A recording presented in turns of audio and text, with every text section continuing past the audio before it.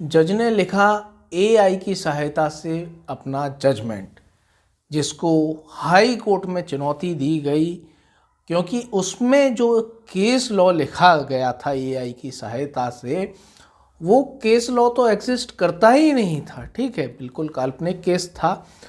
इसीलिए इस पूरे जजमेंट को यहाँ पर चुनौती दी गई आंध्र प्रदेश हाई कोर्ट में, लेकिन हाई कोर्ट ने ये जजमेंट को पलटने से मना कर दिया, साफ मना कर दिया, क्योंकि ये अन्य ग्राउंड्स के आधार पे पूरी तरीके से वैलिड था।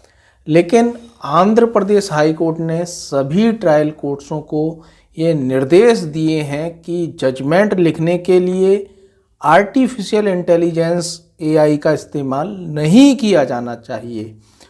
कोर्ट ने कहा कि अगर एआई का उपयोग किया भी जाए तो वह केवल जानकारी इकट्ठा करने या सारांश बनाने जैसे सहायक कार्यों तक ही सीमित रहना चाहिए, ना कि निर्णय तैयार करने के लिए।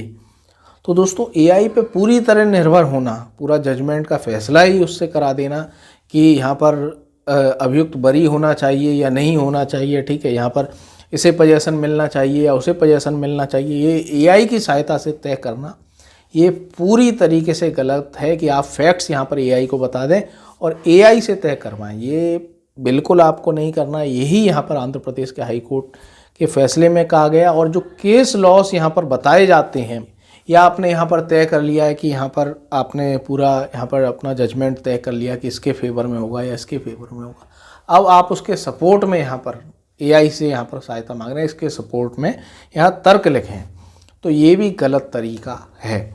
और एआई की सहायता से केस लॉ से आप लिख रहे हैं, तो केस लॉस लिख रहे हैं एआई की सहायता से, तो उसे कंफर्म कर लें, ठीक है, कि ये असल में ऐसा केस लॉ है भी या नहीं। क्योंकि चैट जीपीटी में यहाँ पर आप जब केस लॉस सर्च करते हैं तो कई गलत केस लॉस यहाँ पर सामने आ जाते हैं।